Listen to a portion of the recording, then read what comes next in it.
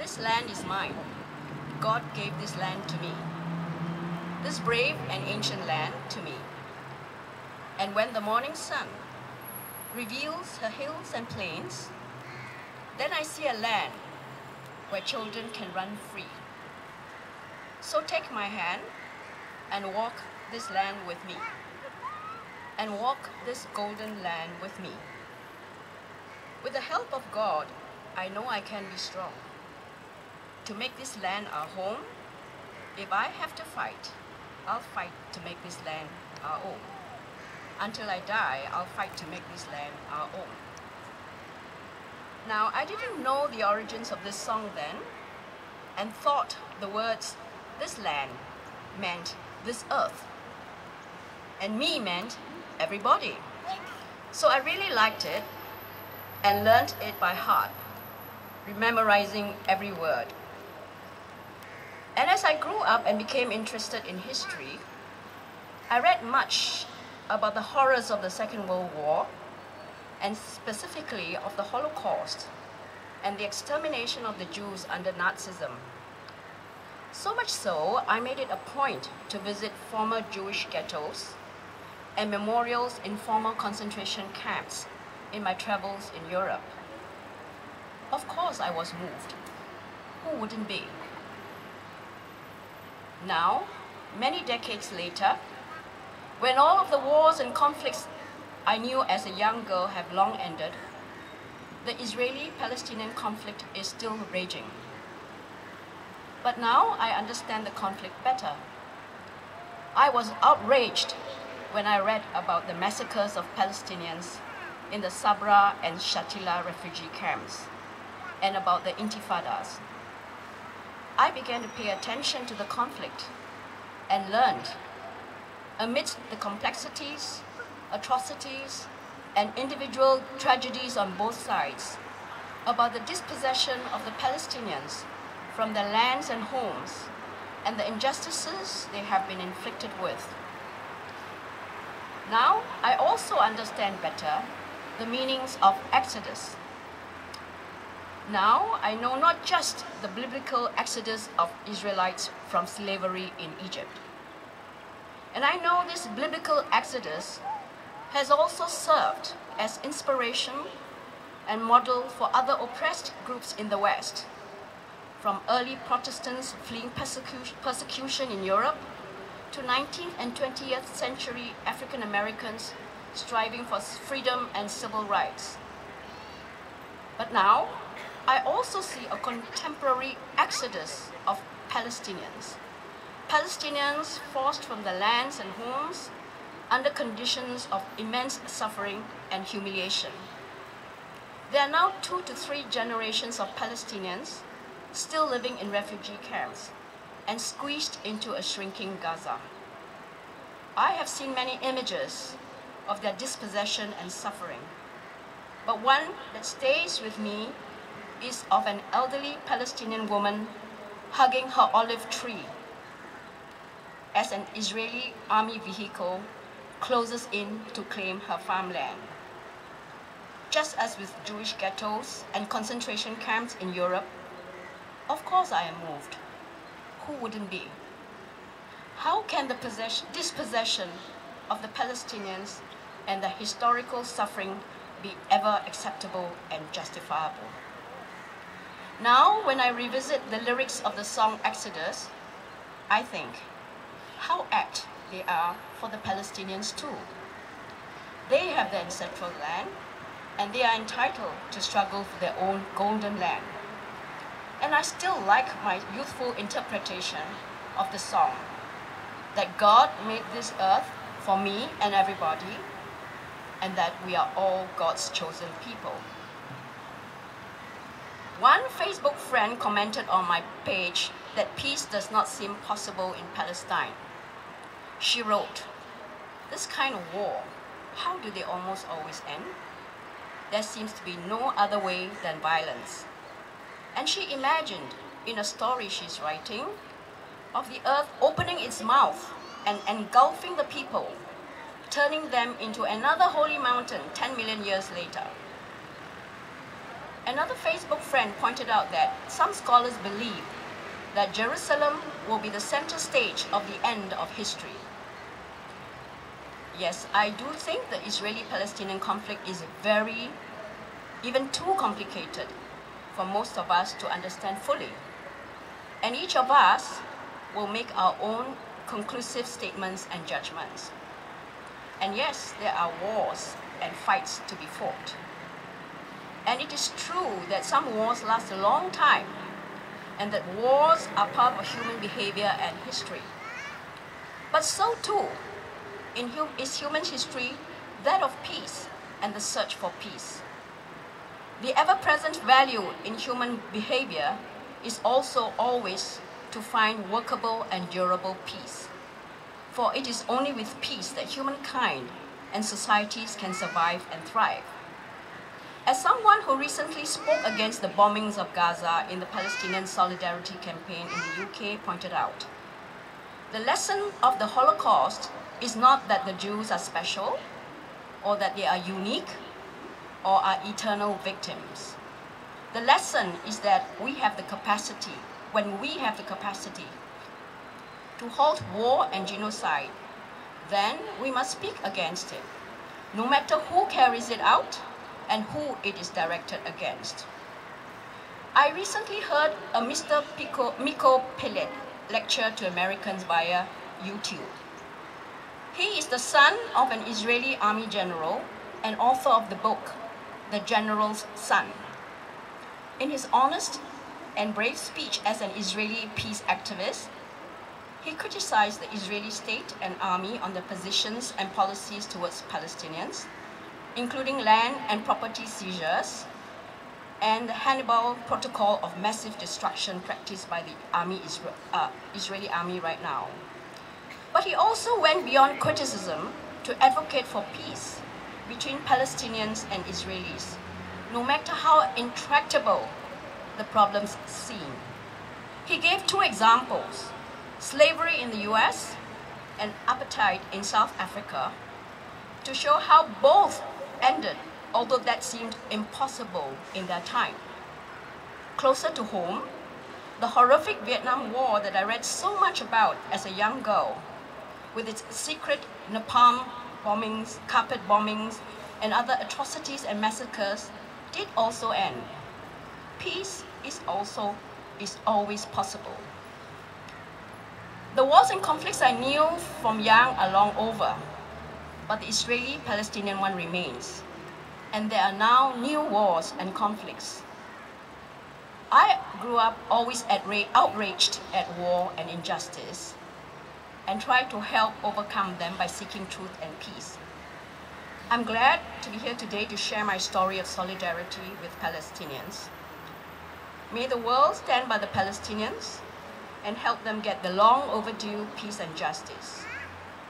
May we also always speak the language, not of hate and hurt, but of dialogue, peace, and love of humanity.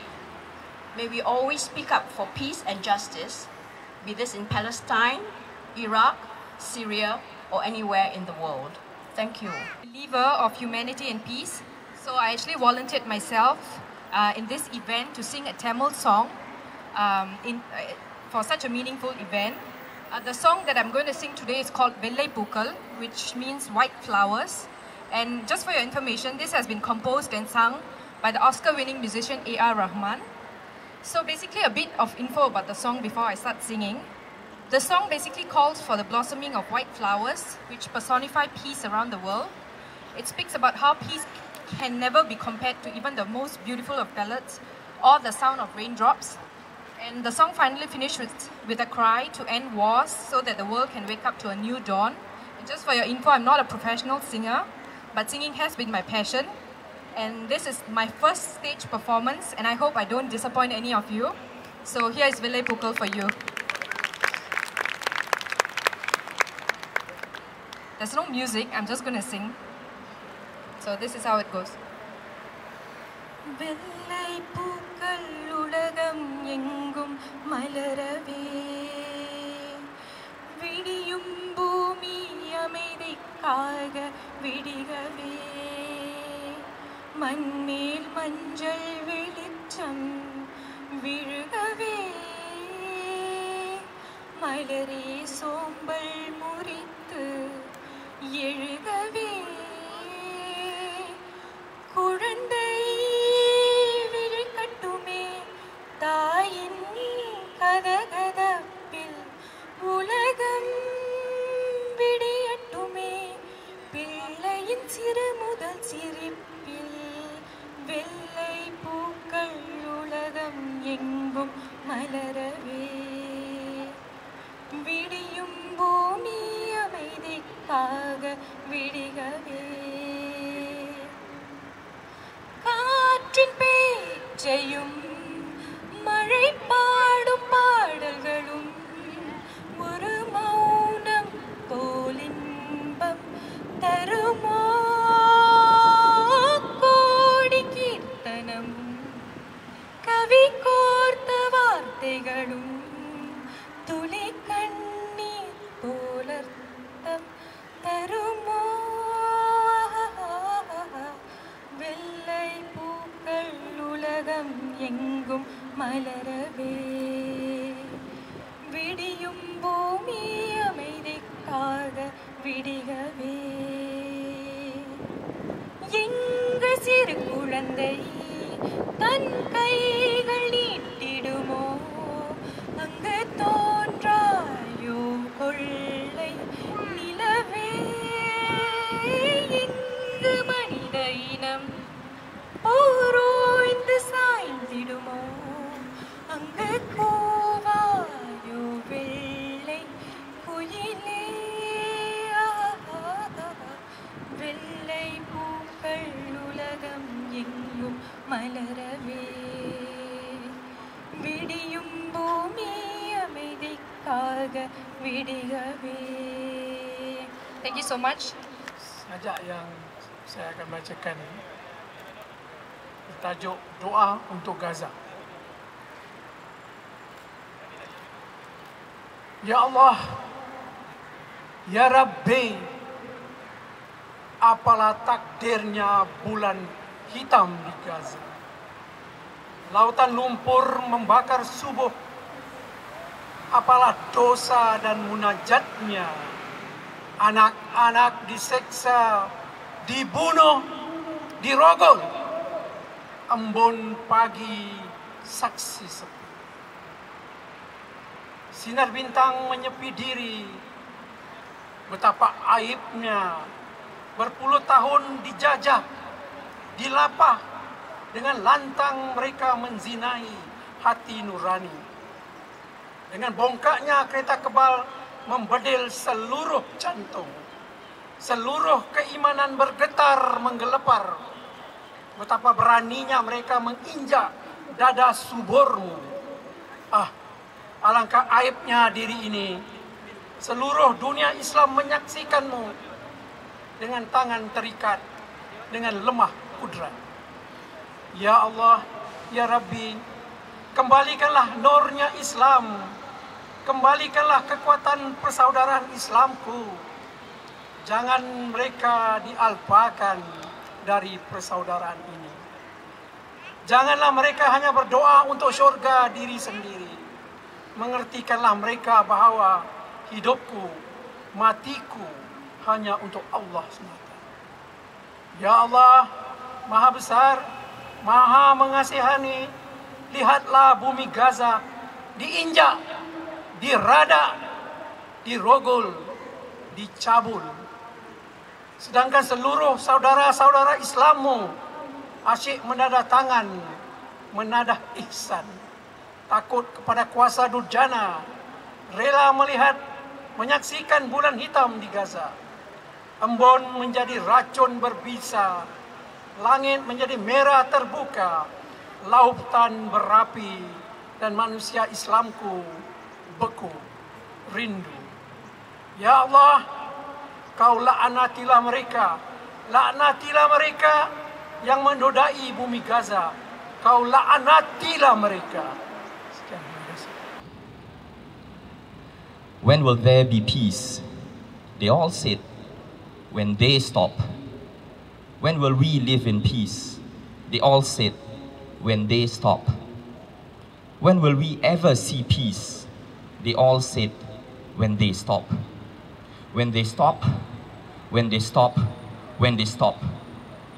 We will never know when they will stop, but we always know when we will stop. So when will we stop? When will we stop arguing? When will we stop fighting? But maybe trying to stop is harder than trying to start. So, when will we start? When can we start to sit together? When can we start to eat together? When can we start to talk to one another? When can we start to play with each other? When can we start to love one another? When? When can we start? And maybe when we know when we can start, we can ask, so how do we start? How do we sit together? How do we eat together? How do we talk to one another? How do we play with each other? How do we love one another? And they all said, when they stop, when we stop, when we start.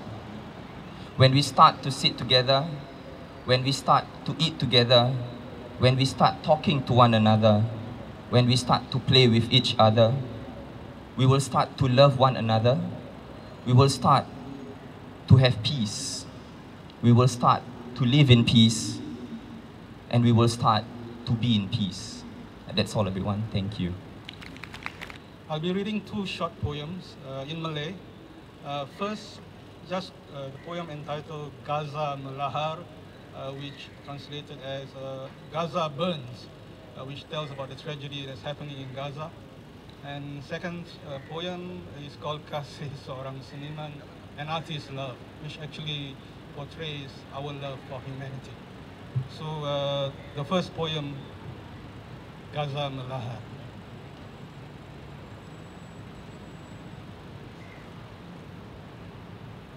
Rekah bumi lereng hitam, bukti Gaza pernah melahar.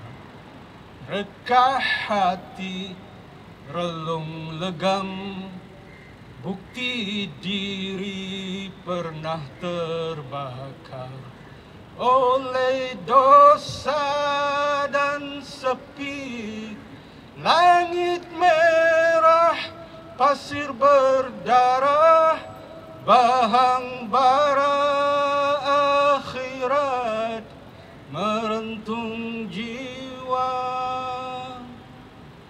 Oleh dosa dan sepi, langit merah, pasir berdarah, bahang bara akhirat merentung Gaza. Bahang bara akhirat merentung Gaza. That's the first poem. Second poem, Kasih Seorang Seniman, an Artist's Love. Kasih seorang seniman lebih wangi dari mawar, walaupun hati insan telah padam dan tawar. Kasih seorang seniman lebih bersih dari awan, biarpun halilintar sering membelah perasaan. Kasih seorang seniman lebih tajam dari pedang. Kasih seorang seniman lebih tajam dari pedang, walaupun luka perjuangan sering menjadi bekalan pulang. Kasih seorang seniman lebih setia dari karang, biarpun ombak lautan sering menghempas penderitaan. Kasih seorang seniman bukan kasih ubi dan batas, kerana bumi Tuhan lebih berbudi dan luas. Kasih seorang seniman adalah kasih saudara. Terima kasih. Thank you. I'm going to be reading two poems by Yehuda Amichai and a lyric by myself. Okay, so this first one is from the first two poems are from Yehuda Amichai. This is called How Did a Flag? How did a flag come into being?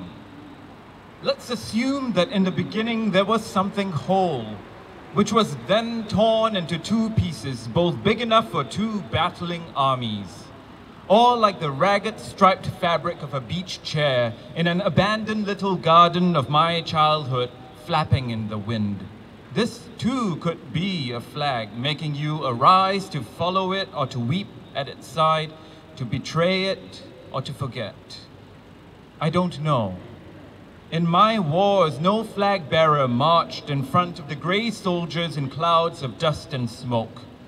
I've seen things starting as spring, ending up with hasty retreat and pale dunes.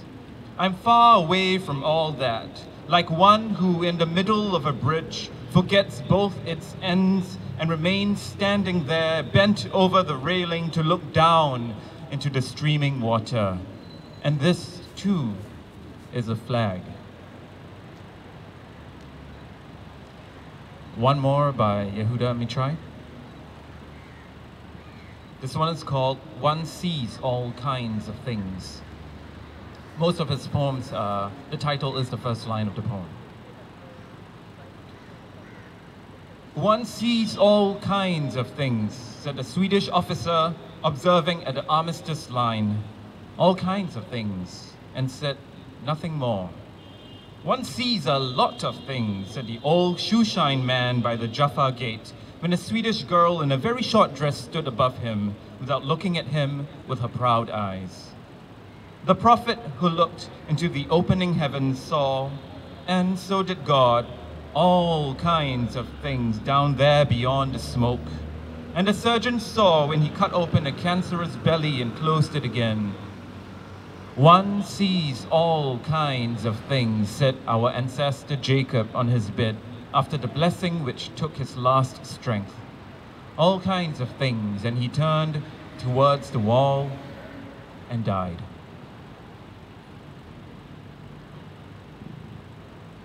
Okay, and this, I would say this is more like a lyric that hasn't found a melody. If it could have a title, it might be Prophesy. So here goes. I'm just going to read it out. Light a candle and stay with me.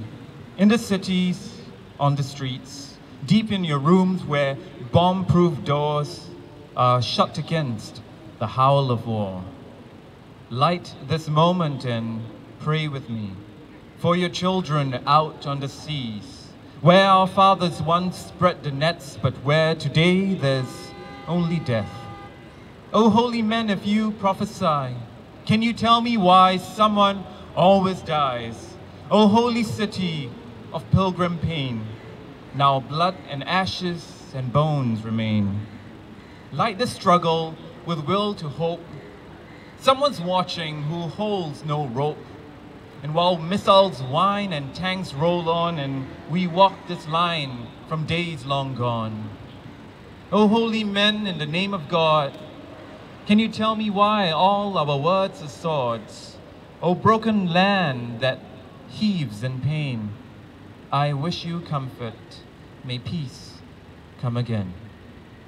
Thank you. The poem I wrote is entitled O Jerusalem. It was written at the height of this year's Israeli and Palestinian conflict. So here goes.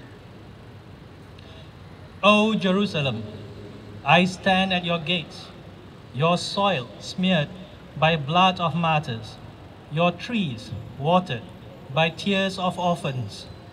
O Jerusalem, I stand at your gates, Al-Aqsa, a witness to Muhammad's night journey, the Temple Mount, a reminder of Solomon's wisdom, wealth, and power, the Church of Holy Sepulchre, its corridors echoed of Jesus' footprints, drowned by cries of freedom and from tyranny. O Jerusalem, this land is not yours to divide, neither it is yours to reclaim, to trade, to keep, to barter, to rape or bargain. This land belongs to the prophets, to the orphans, to the widows, to the oppressed. This land belongs to all whose fingerprints stain every stones and pebbles. O Jerusalem, I raise my hand toward your skies, darkened by billowing smokes of lies, my tears cleansing the blood-stained martyrs, my prayers consuming the machine that yield orphans. Thank you. The title of the poem is Eelam முதல் காசா வரை. போரை அறிந்திடாத எங்கள் நாட்டில், போரை அறிந்திடாத எங்கள் நாட்டில், சுடுவதெல்லாம் வெறும் சப்பாத்தி பூரிதான் எங்கள் வீட்டில். மாரடித்து அழும் ஓசை கேட்குமோ இடுகாட்டில், ஒரு இனம் மாரடித்து அழும் ஓசை கேட்குமோ இடுகாட்டில்.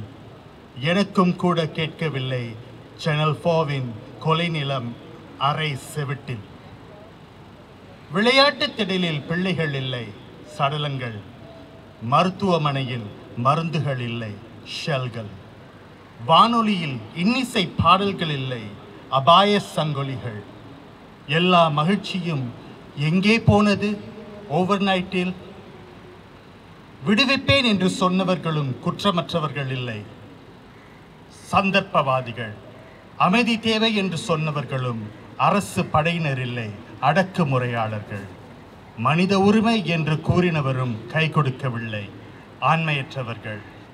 ஆளாளாய் துவண்டு விழுந்தனர் ஸ்பாட்டில். கண்டும் காணவில்லை அழிந்தனர் ஈழத்தமிழர்கள், கண்டும் காணவில்லை அழிந்தனர் ஈழத்தமிழர்கள். இது இனப்படுகொலை பார்ட் 2, சந்தேகமில்லை. ஜனம் காசா பாலஸ்தீனர்கள். நீ லைக் செய்தால் மட்டும் போதுமா வெப்சைட்டில்? That's the end of the poem. I'd like to translate it in English. Probably it won't sound as nice in English, but this is what it says. From Elam to Gaza. In a country where we have not known war, all we fry are chapatis and puris in our houses. Can we hear the beating of the chests and crying in the graveyard? I too didn't hear it till I watched Channel 4. It was a smack on my head. There are no children on the playground, only dead bodies. There are no medicine in the hospitals, only mortar shells. There is no music in the radio, only emergency siren. Where have all the happiness gone overnight? Those who said they were free are not free of guilt, just opportunists. Those who said that peace is necessary are not government forces, just oppressors. Those who cried human rights did not give a hand, impotent. One by one, they fell on the spot. We saw, yet we didn't see. Died Tamilians in Gaza. Have no doubt, died Tamilians in Elam. Have no doubts, this is genocide part 2. The people, Gaza Palestinians. Would you just like this poem on a website? Thank you. Actually going to share a piece of my own poem. I'll be reading it in Malay first, followed by in English. The title says Kemanusiaan yang timpang, ataupun or titled Crippled Humanity. Kemanusiaan yang timpang. Kan terlenalah punggung mereka di atas kerusi empuk, menyaksikan keajaiban, kecelakaan kemanusiaan. Mereka mengibarkan kebebasan, mereka menyorak keadilan, di pundaknya penindasan. Di atas kerusi dewan segala macam persidangan dan perbincangan dan perjumpaan dan lebih kepada keriuhan. Mereka berbicara tentang kebuasan dan keganasan sang penindas. Mereka lebih ketara melihat wang keluar dan masuk kantong poket mereka. Nah, merekalah penyelamat. Aku menyaksikan dari jauh, namun hatiku terlalu dekat dengan seluruh bangsa manusia yang memanggil cinta, mendamba cinta dan mendesak agar setiap manta dan kanta dapat melihat cinta penuh kesaksamaan. Buat kau seorang Israeli ataupun kau seorang Palestin, buatmu seorang Muslim ataupun buatmu seorang Yahudi. Dan di tanah sana, saudara-saudara kita sedang rakus memenggal dan memperkosa kemanusiaan mereka dan para penganut Kristian. Dan jangan pula nanti kita diam membatu membisu tanpa bicara. Kelak tempang kemanusiaan bersama. Crippled humanity. On the chairs lay their butts, their eyes feasting on the extraordinaire of human calamity. They spoke of freedom, they spoke of justice, in the name of them all, oppression. On the chairs of endless proceedings and meetings and meetups and more like gathering, they spoke of the brutality and violence of the oppressors. They saw nothing but cash flows going in and out of their own pockets. But behold, they are the key to salvation. I have witnessed from far apart, yet my heart resonates with every human race who calls for love, seeks love, and demand that each and every eye sees love with no disparity. For either you, an Israeli, or a Palestinian, for either you, a Muslim, or a Jew. And there, that land, our brothers devouring the beheaded and raping their humanity as well as the Christians. And don't we ever then chose to remain silent without a single word uttered? For shall then our humanity be crippled? Thank you. There was an ad that went up in West Germany years ago that read, required one kind man to quarter and dice my good self and eat me raw or cooked. Do not worry. I have been checked by a medical doctor for diseases and the results are sound. And a man answered, and a feast was had. And the police came, and the world was left aghast. Surely the march of progress and civilization had eradicated such savagery. The outrage. In school, I read a poem disguised as an essay, as they sometimes are, of a tribe in the South Pacific Islands with a cannibal king, and cannibal mothers, and cannibal cousins. Funny how this march of imperial quest for knowledge framed cannibalism as savages, cannibalists as savages, devouring human flesh to mark the conquest of warring tribes. But today it's perfectly justified. This inconvenient truth to set fire to Palestinians with bombs and artillery strikes when their existences, their bodies, their communities become inconvenient to national narratives, and the grief that consumes their families in Palestine and Israel are leftovers on the table, passed over, invisibilized and fermenting, is not legitimate because your war is legitimated. All horror diminished just because they're a continent away, just so long as you didn't eat them. Where is the outcry now? It's displaced in neoliberal newspapers and capitulations to public memory, that they suffered more, and therefore it's okay to make others suffer. I read the cannibals in the South Pacific eat only the dead, and the question of melancholy is answered in ritual practice where they quarter and consume, spice and season, culinarily worship over communal fire as tribe chiefs and shamans bless the food with long existence, as they tear each hunk off for their mouths. The closest relatives watch as their friends and loved ones chew their friends and loved ones as their cheeks expand and contract like multiple balloons, deflating and blooming in a row, faces lit by gold firelight, and their community becomes one, and their grief is visibilized and remembered, given exhibition and time and space. Never mind that the other travesties we remember more than others, the Holocaust, the Cold War in the West, the fall of the Two Towers in the United States, not the genocide of ex-Yugoslavia or Rwanda or the rape of Nanking, not the decimation of indigenous populations anywhere in the world. Never mind that there are some travesties that are easier, more convenient to remember, more commonly argued about in coffee shops, more visible and more equal than others. Thank you. The title is Gaza Berdarah Kembali. Maybe Gaza smeared by blood, I suppose. Jalur Gaza adalah penjara terbesar di dunia. Tembok yang mengelilinginya adalah pelor-pelor tajam berapi dan senjata canggih kiriman Amerika. Budak suruhannya Kesatuan Eropa menjadi pengawas. PBB barangkali menjadi rubber stamp-nya. Akhir sekali, pembesar-pembesar Arab setengahnya melongo dengan ogahnya. Rakyat Palestina adalah pesala-pesala terhina, dibikin oleh askar syaitan bertopeng manusia. Kanak-kanak bergelimpangan berdarah di mana-mana. Ada nenek ranta, seluruh anggotanya ditindih batu bata. Ada kakek tua tergelempang berdarah, dan dengan darah di jarinya sempat menggores huruf-huruf alif lam lam ha. Hospital penuh dengan kanak-kanak bermandi darah. Nenek ranta dan kakek tua tergeletak di lantai berdarah. Obat-obatan habis, yang ada hanya sebutan Allah, Allah, Allah.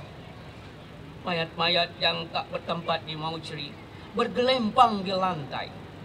Selepas genjatan senjata 72 jam diungkap, ibu tua nenek ranta kembali ke runtuhan rumahnya. Mereka menangis terhibah-hibah di puing-puing runtuhan rumahnya. Selepas sebulan serangan udara Israel, didokong tentara darat dengan kereta baja uang Amerika, berpuluh buah sekolah musnah, berbelas masjid runtuh, termasuk sebuah hospital hancur, 10.000 rumah musnah, lebih 1.829 rakyat Palestina terbunuh, ditambah dengan 9.000 musnah dengan luka parah. Berbanding dengan 67 askar syaitan bertopeng manusia. Untuk membaiki semula, menelan belanja $5 billion Amerika, pasti dan nyata. Pemimpin Prancis mengutuk kekejaman Israel, pemimpin Chili mengutuk perbuatan orang gila, pemimpin Singapura mengutuk kedua-duanya. Pemimpin Indonesia mengutuk perbuatan tak bertamadun, rakyat Malaysia mengutuk kejam tindakan terhina. Obama bilang Israel berhak mempertahankan diri. Tapi Jimmy Carter bilang Israel sengaja menyerang kawasan preman. Jelas itu adalah jenayah perang. Noam Chomsky bilang kebiasaan berlaku di tebing barat. Israel terus menambah penempatan Israel. Kebiasaan berlaku di jalur Gaza sekarang. Israel suka membunuh dengan kejamnya. Tidak ada jalan lain, kata Carter dan Noam Chomsky. Untuk perdamaian yang kekal abadi, Hamas harus diakui sebagai sebahagian daripada pemerintahan Palestina yang sah. Banyak rakyat Palestina bilang, lebih baik kami mati daripada kembali ke jatan senjata. Karena kami bangsa Palestina dianggap Israel, bangsa yang tidak berharga, bangsa yang tidak bermaruah. Kami adalah sasaran-sasaran yang mudah yang bakal dibunuh dengan kejam oleh Israel. Fikirlah masa mendatang yang terbuka jika Amerika tidak menjadi pembela Israel lagi. Karena kian ramai rakyat muda Amerika tidak lagi menyokong pendirian Obama kini. Apa faedahnya membantu orang lain yang suka melihat darah yang mengalir berbaris bagai tentara di sepanjang jalur Gaza dan tebing barat. Sedang kita di sini sukar mendapat pekerjaan. Itulah suara anak-anak muda Amerika sekarang. Pasanglah matamu, bukalah telingamu, gelombang perubahan macam tsunami di muka pintu. Kita adalah manusia yang dijadikannya, kita dijadikan berpuak-puak supaya mengenal antara satu dengan yang lain. Marilah kita ulurkan tangan, membantu yang teraniaya. Tidak ada bangsa yang mulia dan tidak ada bangsa yang hina, melainkan yang takwa di sisi Allah. Yakinlah, perubahan akan tetap berlaku. Insya Allah, with God willing. Terima kasih. Assalamualaikum. So I'm going to read this short story by a young writer, 19-year-old Tasnim Hamuda from Gaza City. In her bio, it says her favorite quote is from Malcolm X, who says, "The future belongs to those who prepare for it now." Is in this collection of short stories called Gaza Writes Back by survivor of Operation Cast Lead and a young writer called Rafat Alaria, who's currently studying in KL at the University of Putra, Malaysia, and her story is called Neverland. Dealing with serious cases had long been part of her life, and death had become a normality, an everyday experience. Her hard work and dearest wishes had not helped. Getting attached to cases had not helped either. She decided to give up on names, but not on hope, and certainly not on hard work. Names create memories, names form attachment, and she definitely did not want that, not again. But she simply couldn't detach herself from those little passing clouds. She could not just leave them and move on to another section of the hospital that treated less serious cases, cases with hope of survival. All she knew was that she was now attached to death in mysterious ways. She believed that she was destined to deal with death, to look it in the eye every day, and to conquer it in every day. And every time she failed, and failed miserably. Sooner than anyone expects, faster than it takes to memorize their names, death would perch on the ward, extend its wings left and right, and claim them all. A week, 2 weeks, a month maximum, and new faces would replace the previous ones. Similar faces with different names would all share the same fate. There were 7 in each ward, all of whom she called little boy or little girl. At 9 o'clock every night, she would check them in turn. "It's your injection time, little boy," she said, asking him to stretch out his arm, which he barely touched. She had learnt how to distract herself when giving the children their shots. Sometimes she gazed at the ceiling or looked at the door that stood far from the 6 nearby beds she still needed to examine. Every time she reached the last bed, there was the same little boy who would welcome her with a smile, maybe the mightiest thing he could do. "It's your injection time, little boy." He hid a book under his pillow, got his injection, and was left to sleep afterwards. She would linger there awkwardly, trying to catch a glimpse of the book. He pushed the book further under the pillow. For 2 months she had done the same thing. It pained her that this little one had to see all those faces come and go. It pained her that he had to change friends 3 or 4 times, not that he had a choice. Once she was done with him, she would rush out of the ward. Her mission for the night had been accomplished. The next morning, she appeared again on an emergency call as another little one was moved to her ward. There are 8 now, she thought. At 9, again, it was injection time. Bruised arms were stretched, eyes half closed fixed on the ceiling, and one last bed to check. By the time she reached him, the book lying this time open on his chest, his hairless head leaning on the edge of the pillow, he didn't smile. She sat almost motionlessly next to him and picked up the book. It was Peter Pan, the tale of the boy who never grew up and spent his never-ending childhood on the small island of Neverland, where forgotten boys live. She put the book back in his little cold hands, wishing he was able to finish the story. "Sleep tight, little Peter Pan," she murmured. "Thank you." And if you're interested in following this project, this guy's Twitter handle is @ThisIsGaza, and I guess there's a lot of really interesting projects going on. That have been going on for a long time, will continue to go on regarding Gaza and the Palestinian conflict. And yeah, thank you very much, and thank you. It's been an honor being here. And history. The earth knows blood. Loam last but fast. Blood dust. Cain the murderer was the first city builder. The history of man is the history of murder. To kill without blood is simpler.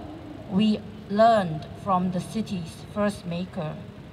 Am I my brother's keeper?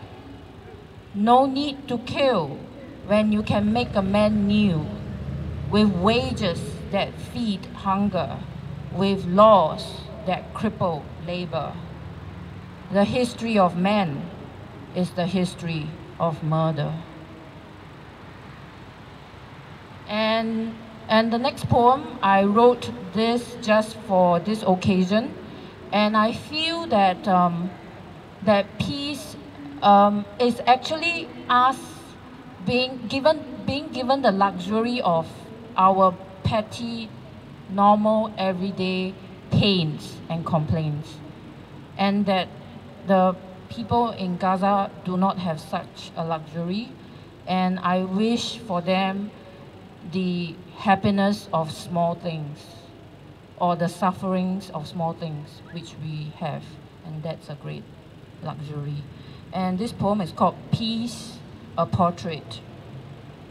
Sunrise without sirens, running to school, running for fun, playing in the rain, playing in the sand, gossip in the market, calls to prayers, cardamom coffee in the afternoon, worrying about savings, retirement, but still sleeping through the night, sleeping through the night. Thank you. It's called Occupy Me. Occupy me. Send in your troops, your tanks, your rifles. Send in your Zero fighters, your bicycles, your UAVs. Invade me. Blow up my battleships. Plunder my heartlands. Blast my kampongs, my monuments, my libraries, my primary schools. March through the city. Go on shooting sprees through my neighborhood shopping malls. Lay landmines in the dragon-headed sandpits of my youth. Round up my leaders. Lock them in Changi. Line parliament up against the sea. Torture the ministers. Turn whichever one breaks first into your puppet. Colonize me. Send in your migrants, your laborers, your landlords, your priests, your prostitutes, your maids, your murderers, your pregnant mothers, your gifted children. Force us to live together. Prescribe the gods we worship. Limit the foods we eat. Make us speak your language. Learn to speak our language. Make us love each other. Make us forget the very words we use for hatred. Breed with us. Build from us another race. I only ask that you transform us. Anything would be better than this nowhere plastic paradise that we call peace. hurt me, humble me, promise me only that nothing will be the same. Make me suffer, make me hunger, make me new. Warga cinta dunia.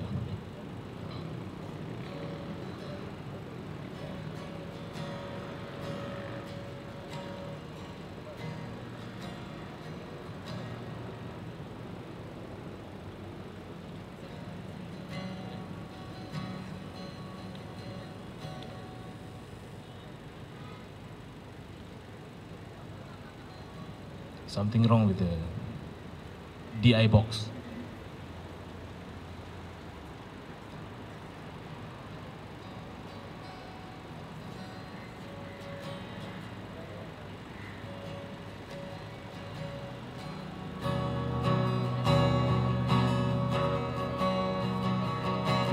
Haruskah aku melihat kaca sambil memikirkan permata,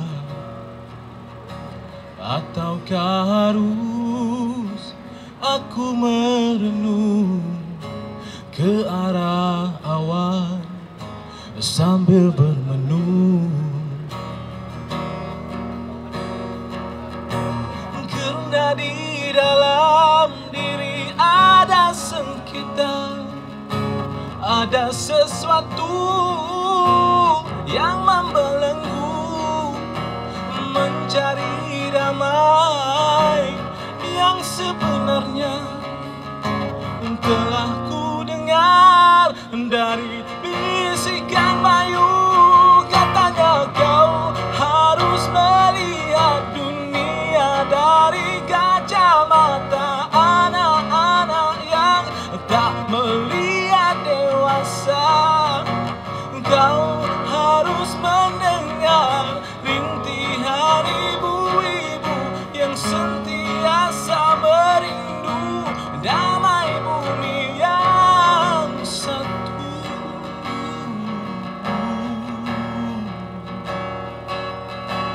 Haruskah aku melihat kaca sambil memikirkan permata,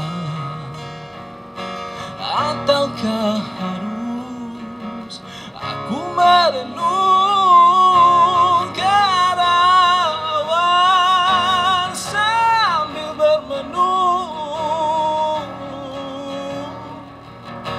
Karena di dalam diri ada sengketa, ada sesuatu yang membelenggu, mencari damai yang sebenarnya telah ku dengar dari bisikan bayu.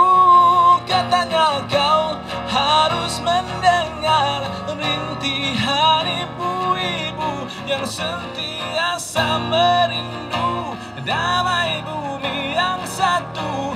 Kau harus memilih warga cinta dunia kepada mereka yang alpa dan lupa.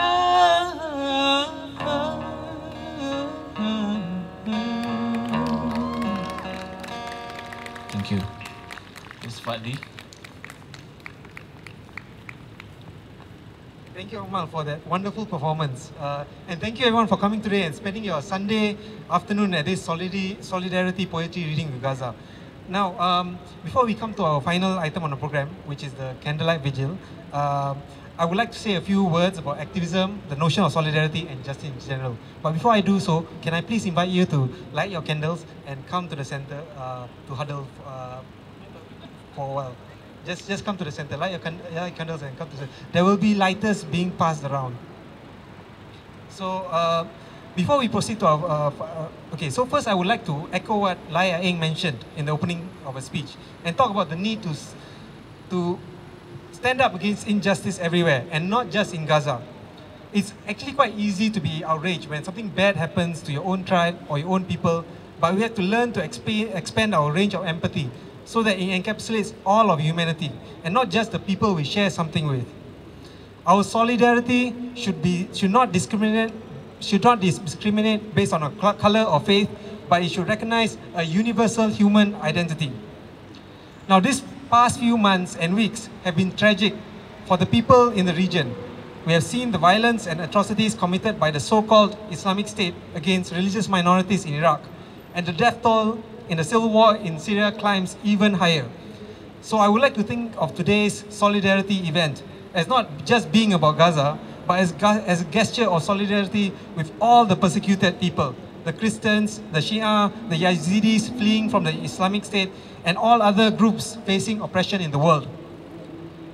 Coming back to Gaza, however, I think all of us here know that this solidarity poetry reading will have minimal impact on the conflict or even improve the fortunes of the Palestinian people. I think at most, this event is a gesture of solidarity with the Palestinians' aspirations for a homeland and for peace. However, I think the responsible thing for civic conscious and engaged citizens like us is to find ways of translating solidarity into something tangible, to search for pockets of space for effective political activism. Some of you may be familiar with the BDS movement, boycott, divest, and sanctions. I am aware that there are many disagreements, even among pro-Palestinian activists, about whether the BDS movement is the way to go. I merely raise this because it is something that we might want to explore further when we get home and decide for ourselves whether we want to participate in this growing movement. The organizers, however, have prepared something today that we can, something tangible we can take away. There is no compulsion to sign it, but we have drafted a letter to the Singapore government urging them to, firstly, formally recognize the State of Palestine, which is how the Palestinian Authority now calls itself, and how the United Nations and many other countries refer to it. Secondly, to give annual aid to Palestine at an amount that is equivalent to 2% of the total annual Singapore-Israeli trade. Now, this might not seem much, but in 2013, the total Israel-Singapore trade amounted to almost $2 billion. And lastly, to leverage on our strong diplomatic and military ties with the United States, who is Israel's most powerful backer, in order to find a just and fair solution for all parties. You can find a more detailed version of the letter at those tables over there, and we will be uploading it online and letting it circulate for a few days before sending it to our government. On a final note, this event required a significant bit of outlay, so if you're feeling generous, please help us defray some of the costs of organizing this event. Any excess collection will be donated to the medical charity in the UK, which helps the Palestinians there. Lastly, I would like to thank the people who spoke today. Firstly, the speakers, Dr. Lai Ah Eng, Mayuri, Stephanie, Cikgu Latif, Alfian, Abdillah, Dr. Imran Tajuddin, Isa Kamari, Marc Nair, Hassan Hasarree, Ravi Philemon, Andi, Raksha, Chia, Suratman Markasan, Yi Sheng, and last but not least, of course, Aqmal. These people make me glad that I'm living here in Singapore, where we all can stand in solidarity on this issue. Of course, I would like to thank Khairul Anwar for really helping me to organize this and collate and get this event together. I would also like to thank our volunteers, Benjamin Seed, Damien, Kirsten, Aris, Hafiz, Shafi'i, and everyone for taking time out to volunteer in the running of the event. I would like to specially mention Aris, Hafiz, and Shafi'i again for helping out with the flyering on Friday. Of course, I would like to thank Taufik for subsidizing our sound system, and also the crew here for taking their Sunday to come and do this. It is an excellent sound system. Also to the guy who provided the generator, Vincent. And lastly, to our friends who provided advice and supported the event. such as Vincent and of course Sharil, who also did the reading for the kids, both from the reading group. As well as, of course, not forgetting Prema Mati, who is here also today.